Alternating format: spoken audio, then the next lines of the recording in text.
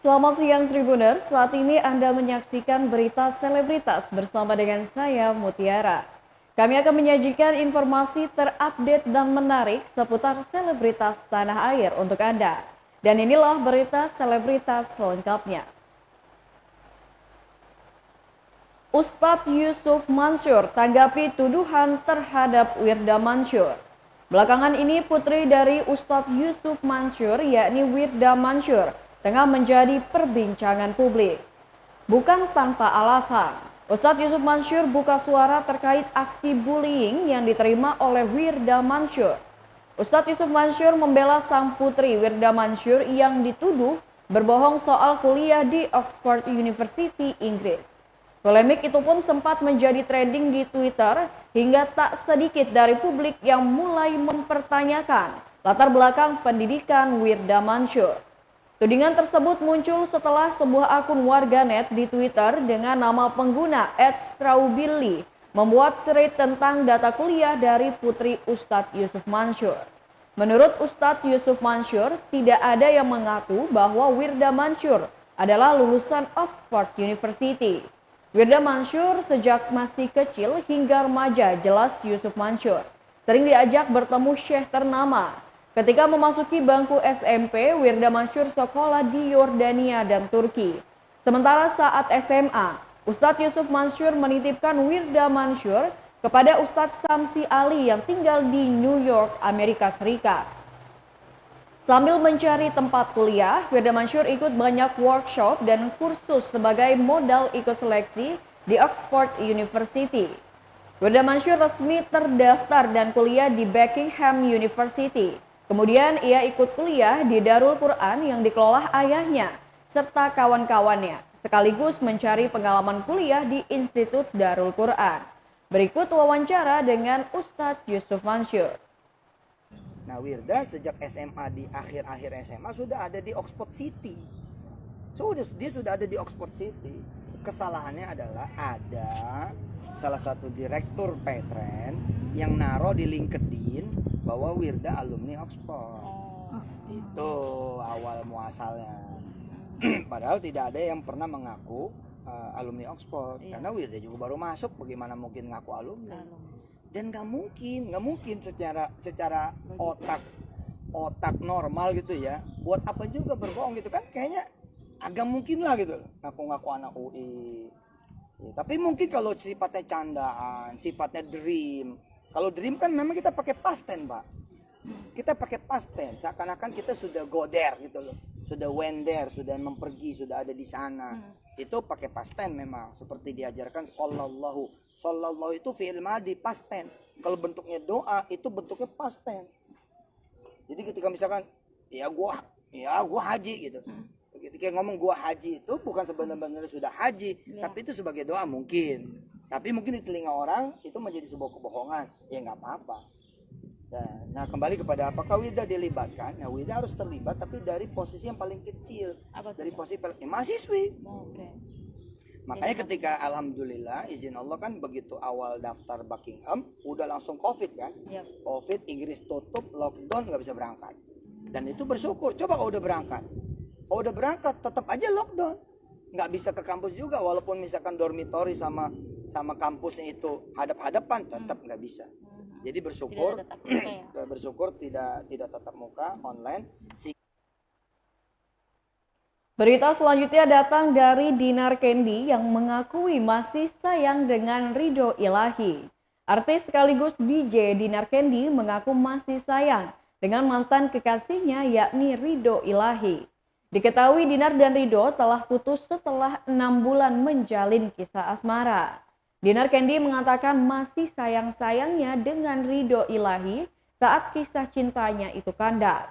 Pun ia mengakui setiap hari menangis setelah putus dari Ridho.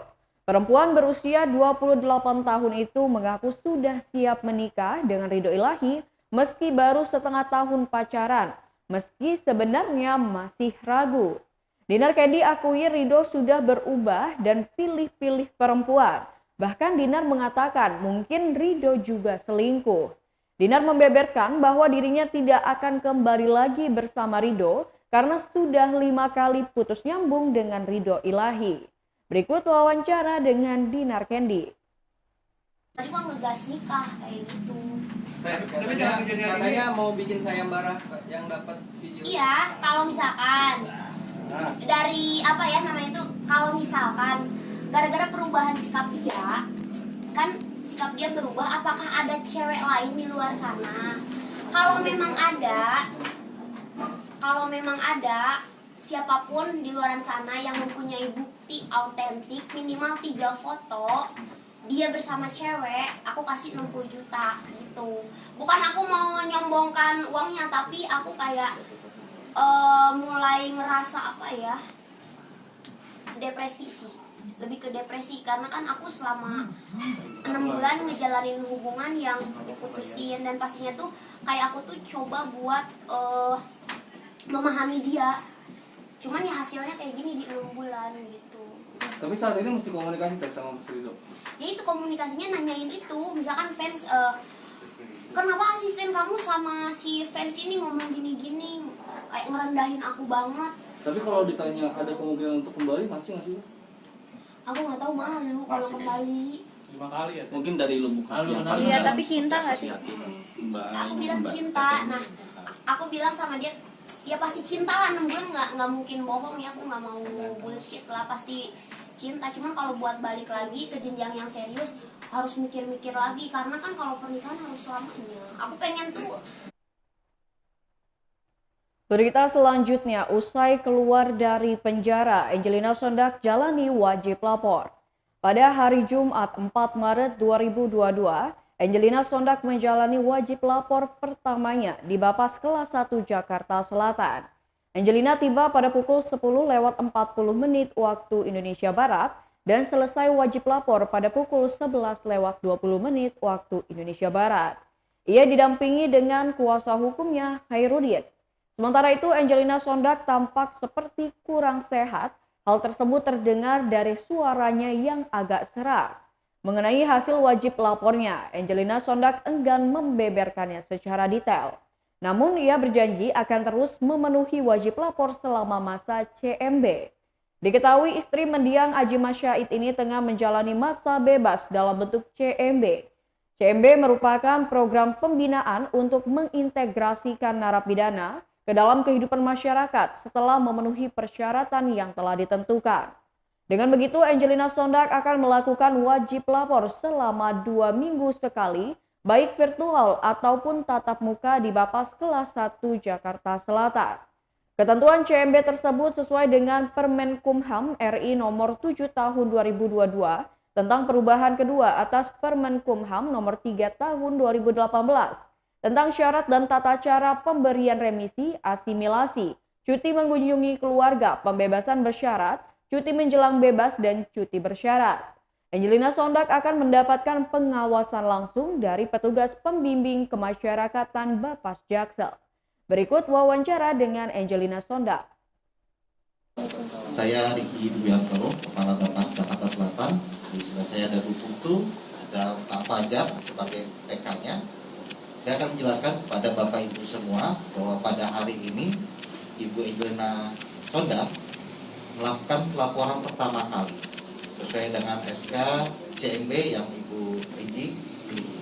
Yang kedua, bahwa Ibu Angie akan melakukan pelaporan selama 2 minggu sekali hingga tanggal 1 Juni, di mana pelaporannya bisa secara tatap muka maupun virtual. Dan kami pun Bapas akan melaksanakan pengawasan kepada Ibu Angie secara langsung. Kemudian juga ada syarat-syarat tertentu yang harus Ibu Angie patuhi selama melaksanakan pembimbingan cuti menjelang bebas. Sehingga Ibu Angie harus mengikuti pembimbingan maupun pengawasan yang dilakukan oleh Bapas. Saya rasa itu dari saya Bapak Ibu bahwa ini adalah laporan pertama kali Ibu Angie ke Bapas Jakarta Selatan. Untuk teknisnya nanti akan dijelaskan oleh Bu Putu mengenai pelaksanaan pelaporan maupun pengawasan selama Ibu Angie melaksanakan cuti menjelang bebas. Berita selanjutnya, acara akikah Putri Atta Halilintar dan Aurel Hermansyah. Kebahagiaan tengah menyelimuti pasangan selebriti Atta Halilintar dan Aurel Hermansyah. Keduanya baru saja dikaruniai buah hati pertama mereka pada Selasa 22 Februari 2022 lalu. Bayi perempuan tersebut diberi nama Aminah Hanna Nur Atta. Sebagai bentuk rasa syukur atas kelahiran Amena, Atta Halilintar dan Aurel Hermansyah menggelar acara akikah. Acara akikah Aminah dilangsungkan di kediaman Atta dan Aurel pada hari Jumat 4 Maret 2022 kemarin. Rangkaian acara akikah ini dengan mengusung tajuk dahsyatnya akikahan.